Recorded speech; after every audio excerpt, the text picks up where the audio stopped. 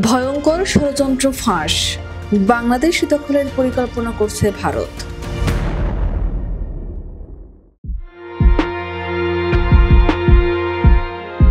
দেশের সার্বভৌমত্বের বিরুদ্ধে যে কোনো আঘাত এলে দল মত নির্বিশেষে সব দল কাঁধে কাঁধ মিলিয়ে প্রতিহত করবে। তবুও থেমে নেই হত্যাকারী হাসিনাকে আশ্রয় দেয়া ভারত। একের পর এক ষড়যন্ত্র করছে বাংলাদেশের বিরুদ্ধে। এবার এলো আরেক ষড়যন্ত্রের তথ্য।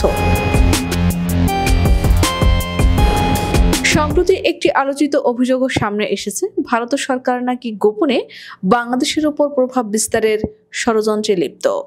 প্রবাসী এক সাংবাদিক তার এক ফেসবুক পোস্টে দাবি করেছেন, ভারত দীর্ঘদিন ধরেই নানা কূটনৈতিক কৌশলের মাধ্যমে বাংলাদেশের রাজনৈতিক ও নিরাপত্তাগত কাঠামোকে প্রভাবিত করার চেষ্টা করছে। তার ভাষ্যমতে ভারতের মিজোরাম রাজ্যের লেংপুই বিমানবন্দরকে একটি পূর্ণাঙ্গ এয়ারফোর্স বেজে রূপান্তরের কাজ চলছে, যা বাংলাদেশের খাগড়াছড়ি সীমান্ত থেকে মাত্র 24 মাইল এবং ফেনী সীমান্ত থেকে 96 মাইল দূরে। এই অবস্থান থেকে যে কোনো যুদ্ধ বিমান স্বল্প সময়ে বাংলাদেশের আকাশ সীমা অতিক্রম করতে সক্ষম। এছাড়াও তিনি পশ্চিমবঙ্গের পানাগড় বিমান ঘাঁটির সামরিক উন্নয়নের কথাও উল্লেখ করেন, যেখানে নতুন যুদ্ধ বিমান রাখার জন্য বিশাল হ্যাঙ্গার এবং ট্যাক্সিওয়ে নির্মাণ করা হচ্ছে।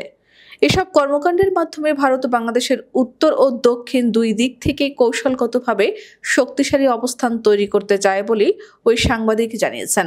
তার পোস্টে আরও উল্লেখ করা হয়, 2001 সালের 18 এপ্রিল কুড়িগ্রামের বড়ইবাড়িতে বাংলাদেশ ও ভারতের সীমান্তরক্ষী বাহিনীর মধ্যে সংঘর্ষ হয়েছিল, যেখানে 16 জনের বেশি বিএসএফ সদস্য নিহত হয়।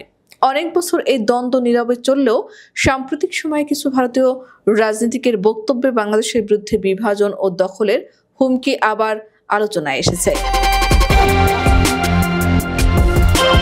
এই প্রেক্ষাপটে ওই সাংবাদিক বাংলাদেশ সরকারকে সতর্ক থাকার আহ্বান জানান, বিশেষ করে সীমান্ত ঘেঁষা লালমনিরহাট, ঠাকুরগাঁও, বগুড়া, কুমিল্লা, ফেনী ও শমশেরনগর বিমানবন্দরগুলোর নিরাপত্তা জোরদার করার সুপারিশ করেন।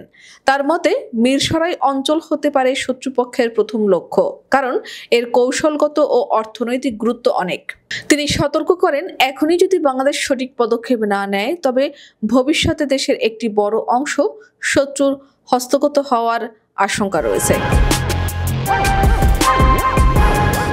প্রসঙ্গত 2024 সালের 5 অগস্টে ছাত্র জনতার বিপ্লবে শেখ হাসিনা ভারতে পালানোর পর থেকে বাংলাদেশ নিয়ে বিভিন্ন কল্পকাহিনী বানিয়ে অপপ্রচারে লিপ্ত ভারত সরকার।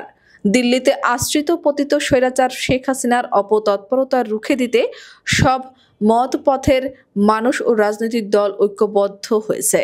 এদিকে ছাত্র জনতার নজিরবিহীন গণ অভ্যুত্থানের মুখে ক্ষমতাচ্যুত হওয়ার মাত্র 8 মাসের মাথায় আওয়ামী লীগের এই সক্রিয় হওয়া এবং ভয় ভীতি উপেক্ষা করে রাজপথে প্রকাশ্যে ঝটিকা মিছিল করা নিয়ে নানান প্রশ্নের জন্ম দিয়েছে। কারা তাদের নেপথ্যে থেকে মদত দিচ্ছে এবং কাদের আশ্রয় প্রশ্রয় দলটির নেতাকর্মীরা মাঠে নামছেন, সন্দেহের তীর পুলিশ ও সিভিল প্রশাসন ছাড়াও কয়েকটি রাজনৈতিক দলের দিকে। বিশ্লেষকরা বলছেন, প্রশাসনের মধ্য থেকে সবুজ সংকেত না থাকলে এত বড় গণহত্যার পর দলটির মাঠে নামার কথা নয়। বিশেষ করে প্রশাসনের মধ্যে ঘাপটি মেরে থাকা আওয়ামী দোসররা কৌশলের সমর্থন ও উস্কানি দিচ্ছে। তবে এদের প্রধান ইন্ধনদাতা ও মাস্টার প্ল্যান ভারতে রয়েছে।